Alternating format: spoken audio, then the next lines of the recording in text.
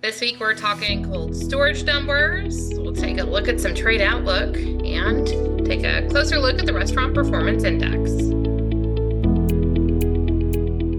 Welcome to the Weekly Livestock Market Update on Brownfield. I'm your host, Meghan Grebner. With us, as always, is livestock economist Scott Brown. Good afternoon, Scott. Good afternoon, Megan.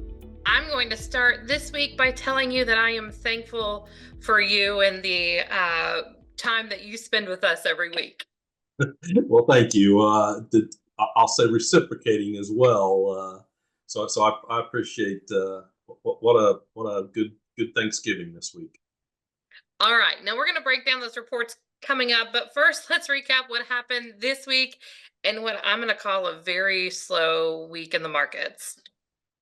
Yeah, Megan, if we start on the cattle side this week, live fed cattle, we're going to call them up $3.60 on the week. That puts them $15.50 above where they were a year ago at this time. So still strong.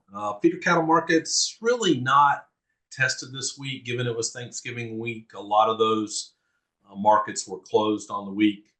On the futures side, the December live cattle futures contract closed up $1.35. And the January feeder cattle contract closed up $4.80 this week. That feeder contract has been up nearly $18 over the last 3 weeks, so a lot of strength on that side. Choice box beef prices were higher this week, up $3.60. So that choice box beef price more than $13 above where it was a year ago at this time. On the hog side, cash barrels and gilts were down $1.10 this week. The December lean hog futures contract closed up 35 cents on the week, and we lost $3.45 on the pork cutout value. Again, really led by what was weaker bellies this week. I think I'm going to talk about this here. Obviously, the news came out, and we've been covering it all week long, that the U.S. has stopped imports of live cattle that are originating from or passing through Mexico. I would assume that's probably providing a little bit of support in the markets. How much are you watching what that does in terms of cattle supplies that are already tight? Yeah, I think you hit the nail on the head, Megan. If we weren't talking about such tight cattle supplies, maybe markets wouldn't be quite as reacting the way they are to the loss of feeder cattle from Mexico. But of course, given where we are in the cycle, we need every animal possible, I think. And so I think it's certainly been important. Now, I think we're going to have to let things play out here over the next few days to truly understand if this is a short-term impact, longer term impact. I think there's a lot of uncertainty left to figure out exactly what's going to happen on that front. And I feel like the longer that goes, right, the more impactful it potentially is all the way through the supply chain. Yeah, absolutely. We heard some early news that maybe by the first of the year we would talk about things open back up again.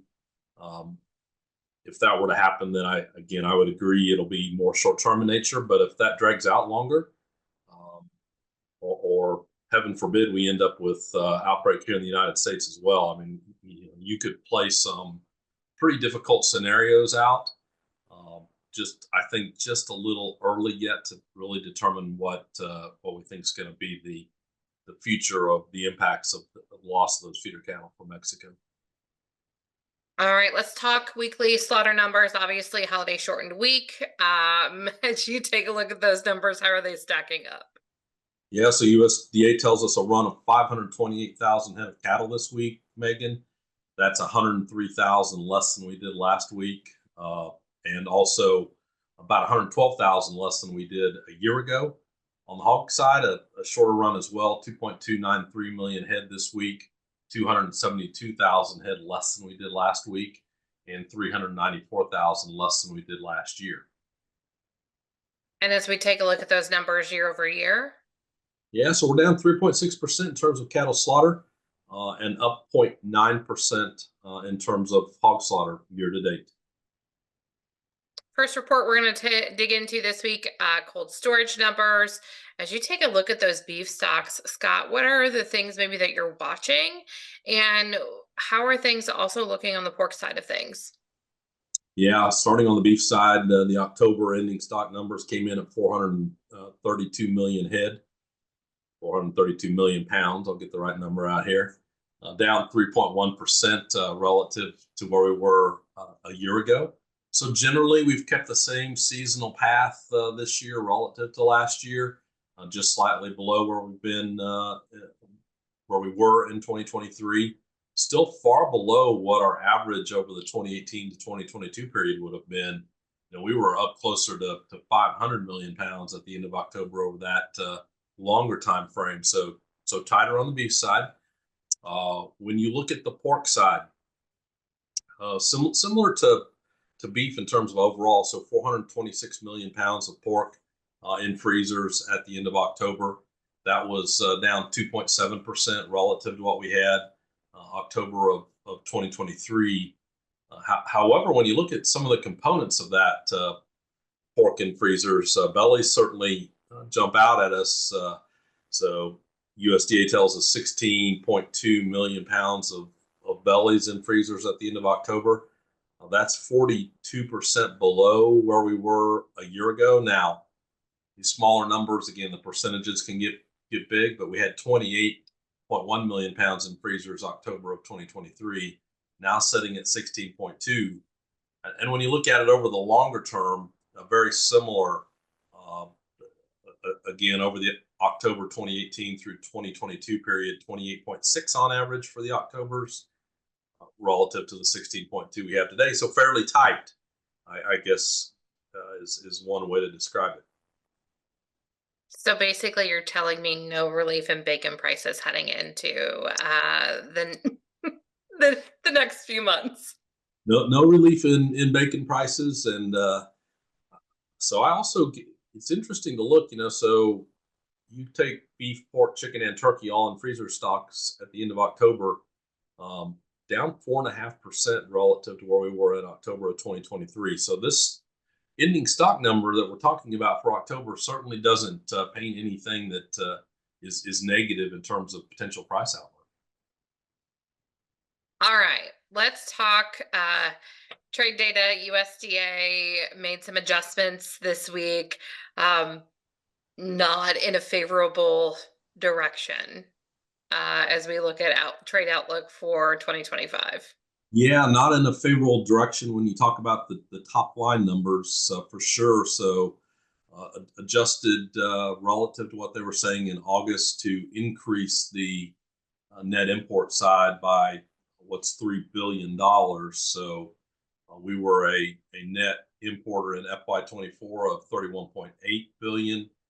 USDA is now saying for FY25, so what would have started October 1st of 2024, 45.5 net importer. So when we look, we're talking about becoming bigger net importers. Now, just to remind us, we were a net exporter in FY 2022 of $2 billion. So what a change we've had over the last few years. On the livestock side, a little different story in terms of overall USDA increased exports of livestock, poultry, and dairy products by $0.7 billion. When we look at the components of that, beef and veal was up 0.4 billion, pork up 0.1 billion. So both more positive. I think in the case of beef, maybe higher prices. In the case of pork, maybe both prices and export levels are increased by USDA in their November estimates. So obviously, some okay news as you break down some of that, right? But overall, on the ag sector, it really seems like there's a lot of work to be done to regain and to reestablish trade. Yes, for sure, and I think even in the case of these livestock components, as prices have been higher, I think it's been tougher. Quantity of beef exports trailing where we were a year ago, due in large part to higher prices. Yet in value terms, we've been higher. I think we've seen things like fruits and vegetables grow.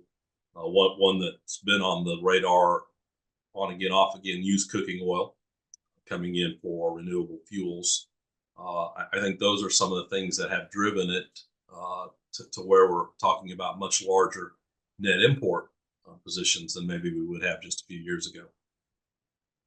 As we wrap up this week, Restaurant Performance Index is the final number, the final report we're going to take a look at. As you take a look at the October data, some good news on that front. Absolutely, some good news. That overall index, you and I've talked about this for a while. Of that overall index hasn't climbed above 100 since really about this time in 2023, when we barely snuck across. We did spend some time in 2023 above, but we've been on this kind of downward trend, and a nice lift in the October 2024 data. So up 1.6%, the overall index relative to where it was in September, and actually creeped above 100.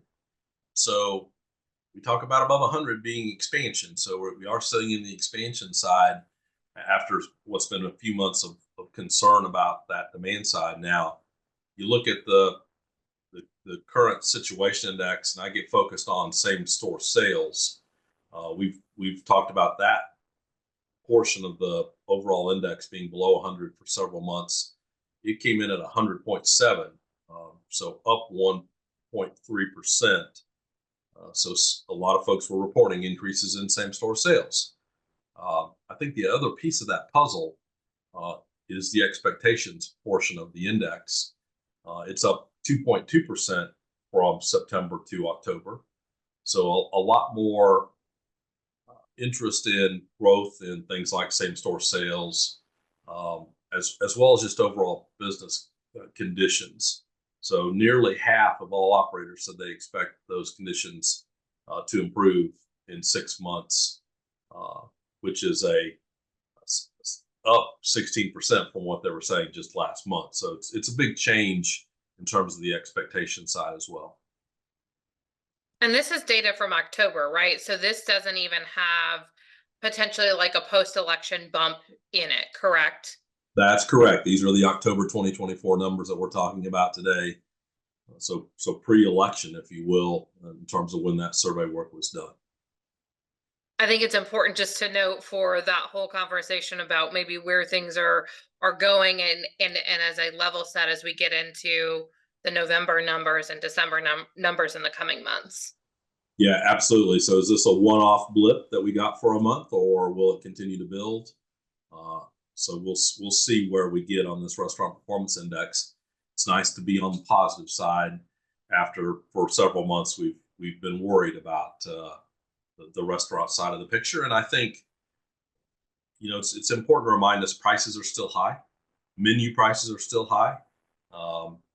So do consumers get concerned enough to, again, step away from home consumption? And what's that mean for that overall restaurant performance index? There will be plenty to dig into and to watch in coming weeks and months as well. Scott, as we wrap up, farm income, jobs report, and the monthly trade data comes out next week. What are some of the things maybe you're looking for in that big picture? Yeah, so I'm curious to watch the farm income estimates from USDA come out early next week, just to see, number one, what kind of revisions do we see in 2023 or 2024. I think that's important just to kind of set the stage for where the overall ag sector is from a farm income perspective, at least. And of course, the jobs report still makes us focus on what's going to happen in terms of meat demand as we look ahead. And trade data, I'll take pork here for a minute. You look at just how positive things have been in 2024 on the pork side in terms of developing, some new markets. Do we continue to see that happen month to month? There's plenty of questions about trade as we move forward, but seeing that monthly trade data may continue to show us what's been positive thus far, especially on the pork side of the equation. Scott, it's great to see you. We will chat again next Friday. Sounds good, Megan. So if our weekly livestock market update delivered your email box every Saturday morning, go to brownfieldagnnews.com. You can also submit questions and comments.